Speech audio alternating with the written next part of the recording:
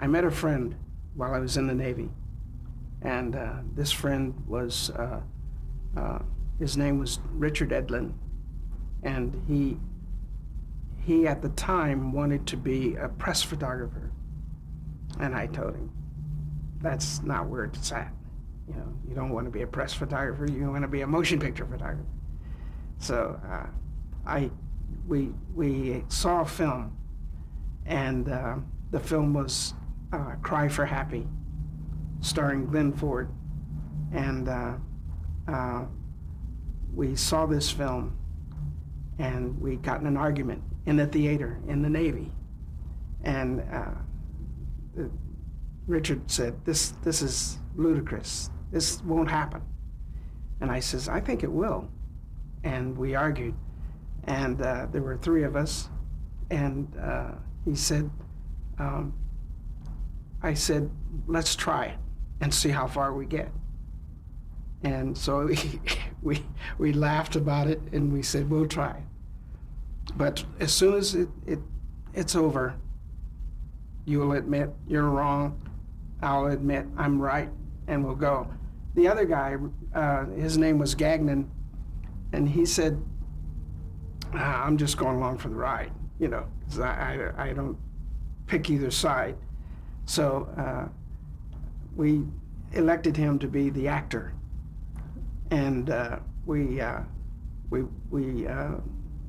went to, the first place we went to is the motor pool in the Navy, and we said we need a car, we need a vehicle, and so the guy said, the guy at the desk, he said, you need a form DD 1150. Where's that? And I said, what is a form DD 1150? And he said, well, that's the form that you fill out that says you can get a car. And I said, no, we don't have one. But we have to shoot this movie, and we're going to shoot it in Tokyo, and we need a car. And the guy says, I'm sorry, you can't get a car. So we walked out the door, and Richard Edlin said to me, he says, well, it's over. And I said, and the guy came behind us, and he says, excuse me. And he said, I understand you need a car. And he says, and you need, what would you use the car for? And I said, wow, we need this car to shoot dolly shots and to shoot trucking shots. And he said, I have a unit here on this base, and the Admiral has the car. And he says, but it has a compound reverse gear. And I said, that's perfect. That's just perfect. A compound reverse gear, it means that we could drive the car slowly in reverse, and it wouldn't shift gears, and it would move for the use of dolly shots and whatnot. And he said, yeah, that would be good. So he says, let me call the Admiral and see if I can get that car for you. And then we thought, here again, you know, we're in trouble. So we went back to the base, went back to the photo lab, and he said, what we have here is we're kind of at a standstill. If this guy calls and we get the car, then we'll continue. Otherwise, this is a mute situation. So we got the call, and said that the captain wanted to see us, and we got in our dress whites and went to the captain and said, we're here, reporting here as ordered. And he says, what do you guys want with the car that the Admiral has? And we told him that we understand the car was had a compound reverse gear, and we needed that to shoot dolly shots. And he said, okay, all right. He says, you can get the car. The Admiral's coming in a moment. And we waited a while, and the Admiral came in. He said, that I can get another car. So we took his car. And after that, everything flowed like clockwork. And it was wonderful. Everywhere we went, we went to, when we first got to Tokyo, we put our actor on a plane. We stopped a plane and told the guy that was in charge of the airport. He stopped the plane at a different section of the field, and we put our actor on, and the plane took off. It was a Swiss Airlines. It took off and circled the field until we got ready, and the plane landed and pulled right up to the carpet where the people are coming off, and the people are going, what's going on, And we got our shot, and everything like that just flowed. So what were you actually shooting? What was the We were film? shooting our actor, and we were shooting what happens to a serviceman when he first comes to the base in Japan, and that was our concept. And from there, like we went on the wrong side of the street, because the Japanese drive on the opposite side of the street, and we went down the street, down the highway, and cars are getting out of the way, and it was just a wonderful thing. Everything happened. Everything seemed to happen like clockwork. It just flowed, and we ended up shooting the picture, and we shot in the Imperial Palace.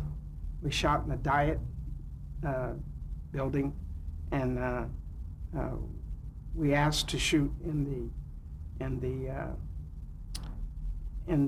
Emperor's Palace, and they said this is verboten, and so we went to the ambassador. His name was Ambassador Reischauer at the time, and his secretary saw through us, and she said, this ambassador is very, very wise. So she says, I'm not going to say anything to him, but you're going to be in for it when you go in there and tell him that you are here to shoot a movie and you want to get in the Diet building, or not the Diet building, but you want to get into the Imperial Palace, or I'm sorry, not the Imperial Palace, but the Emperor's Palace. So we went in, and he talked to us a while, and he said, and he pulled out the desktop drawer that had it was like a writing table, and he said, he looked down the list, and he said,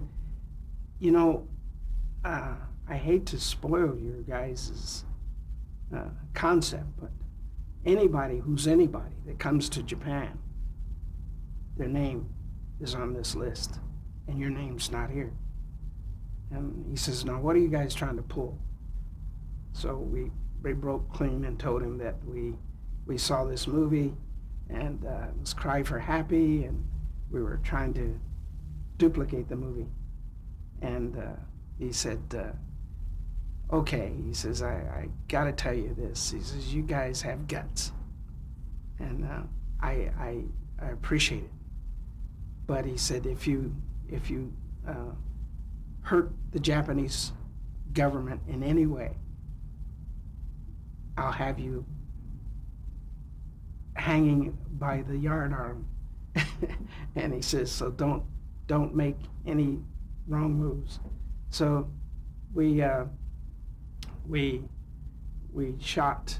We went to a place called I'm not sure what the place was called, but it was a brothel kind of theater, and it was a dinner theater. And we went in, and Richard Edlund had his ascot on, and I had the pan glass, and no, Richard had the pan glass, and I had the director's finder, a piece of the equipment that came off of the camera, and I was looking through, and he was looking through, and the guy came up to us and said, "Excuse me, how can I help you?" And I said, "1 moment, we got to get this." And we were looking through, and we were talking to one another, and he, "Excuse me, I'm the manager. 1 moment." But, and we kept putting this guy off until finally, this is the place. This is where we want to shoot. So the guy said, what do you want to shoot? What are you doing? And he said, we're thinking about shooting here. Oh, he says, what is it for? And we told him it was for when servicemen come to Japan and come to Tokyo, they would come here because they've seen it on television or in film. And so he says, "Oh, this is great, this is great." He says, "You can come here, you can come here anytime."